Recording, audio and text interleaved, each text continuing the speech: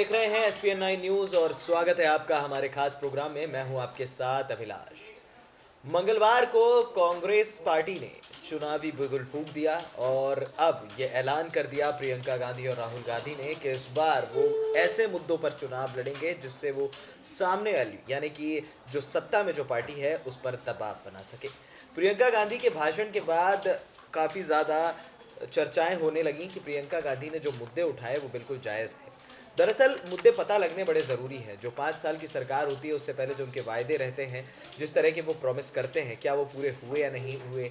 उसमें 2 मुद्दे प्रियंका गांधी ने उठाए कि 2 करोड़ लोगों को आप रोज़गार देंगे तो वो रोज़गार कहाँ है, उनसे पूछिए। उन्होंने ये भी कहा कि यहाँ पर 15 लाख रुपए हर किसी के अकाउंट में आने की बात कही थी, वो हैं कहाँ, ये पूछिए। साथ ही प्रियंका गांधी ने ये भी कहा कि आपका वोट आपकी सबसे बड़ी ताकत है, ये सबसे बड़ी देशभक्ति है। देशभक्ति का जो बयान बीजेपी की तरफ से कांग्रेस पर आता रहा है, कांग्रेस नेताओं पर आता रहा है कि ये देशभक्त नहीं है, क्योंकि ये इस तरह के सवाल पूछते हैं कि ये स्ट्राइक हुई या नहीं हुई, या सर्जिकल स्ट्राइक हुई या नहीं हुई। ऐसे में अब प्रियंका गांधी ने अपने पहले भाषण में तो सारा कुछ ऐलान कर दिया है। ऐसे में आगे क्या कयास लगाए जा रहे हैं प्रियंका गांधी को लेकर, ये भी हम आपको इस खास प्रोग्राम में बताएंगे। बताया जा रहा है कि यहाँ पर प्रियंका गांधी CWC की मीटिंग के बाद सीधा प्रयागराज के लिए रवाना होंगी और प्रयागराज से वो गंगा नदी के सहारे ज़्यादातर सांसदीय क्षेत्रों को कवर करती हुई सीधा प्रधानमंत्री नरेंद्र मोदी के सांसदीय क्षेत्र बनारस पहुंचेगी। बताया ये भी जा रहा है कि प्रयागराज के जाने के बाद वो सीधा यहाँ मिर्ज़ापुर जाएंगी, जहाँ वो माँ विंध्यवासिनी के दर्शन करेंगी और उसके बाद सीधा बनारस के लिए निकल जाएंगी माँ गंगा के रास्ते। स्टीमर के सहारे भी बताया जा रहा है कि प्रियंका गांधी रैली करेंगी। बता दें आपको कि 11 फरवरी को प्रियंका गांधी को जब पूर्वी उत्तर प्रदेश की कमान सौंपी गई तो 11 फरवरी को उनका लखनऊ में रोड शो था, जहाँ पर लाखों की तादाद में वहाँ पर लोग मौजूद थे। ऐसे में पूर्वी उत्तर प्रदेश में आने के बाद पहले ही सपा साफ कर चुकी है, बसपा साफ कर चुकी है कि वो किसी भी तरह से कांग्रेस का गठबंधन नहीं चाहते। ऐसे में कांग्रेस पार्टी पूरी तरह से राहुल गांधी और प्रियंका गांधी पर निर्भर हो गई है। बता दें आपको कि 11 फरवरी को जो रैली हुई थी लखनऊ के रोड शो में, जो रोड शो हुआ था वहाँ पर ज्योतिरादित्य सिंधिया भी उनके साथ थे।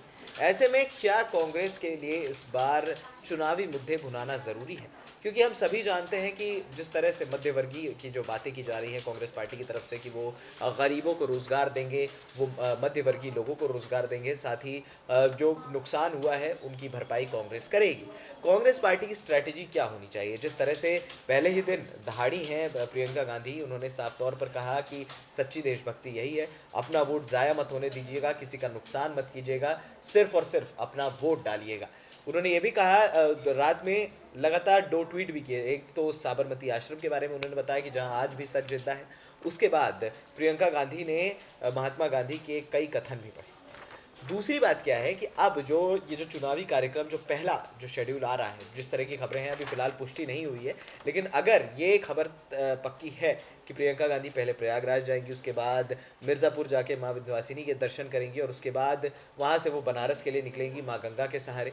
ऐसे में ज़्यादातर सांसदीय क्षेत्रों को कवर करने का पूरा प्लान बना चुकी हैं प्रियंका गांधी।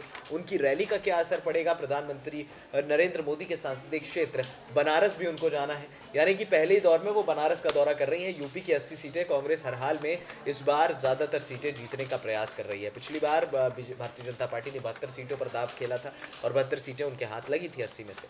ऐसे में बहुत ज़रूरी है कि प्रियंका गांधी के रोड शोज जितने ज़्यादा हों, और पहला ही बार अगर आप प्रधानमंत्री नरेंद्र मोदी के गढ़ पर कर रहे हैं, दैट मीन्स कि यहाँ पर अब चुनावी बिगुल तो बजा दिया है और एक बड़ा झटका भारतीय जनता पार्टी को भी यहाँ पर प्रियंका गांधी ने दिया है, क्योंकि ये झटका लगने के बाद भारतीय जनता पार्टी भी सोच रही होगी कि अब किस तरह की स्ट्रैटेजी पर काम किया जाए, क्योंकि इस बार कांग्रेस की स्ट्रैटेजी साफ है। जो मुद्दे हैं उनको सही तरीके से बुनाएं और जो मेन गढ़ है, तो सबसे पहले तो पहली बात तो गुजरात से दहाड़ी, जो प्रधानमंत्री नरेंद्र मोदी और अमित शाह का गढ़ कहा जाता है। उसके बाद उसी साफ तौर पर अब जाएंगी बनारस, क्योंकि उनको भी पता है कि पूर्वांचल की कमान अगर उनको सौंपी गई है तो वो पूरी तरीके से पूर्वांचल की कमान को अपने हाथ में लेंगी। क्या स्ट्रैटेजीज अपनाएंगी ये भी देखना दिलचस्प होने वाला है, और किस तरह का यहाँ पर एक अलग भाषण देखने को मिलेगा, क्योंकि बनारस में जिस तरह से मोदी का हमने वर्चस्व देखा है, उतना आसान नहीं होगा प्रियंका गांधी के लिए भी कि उस वर्चस्व को वो ख़त्म करें।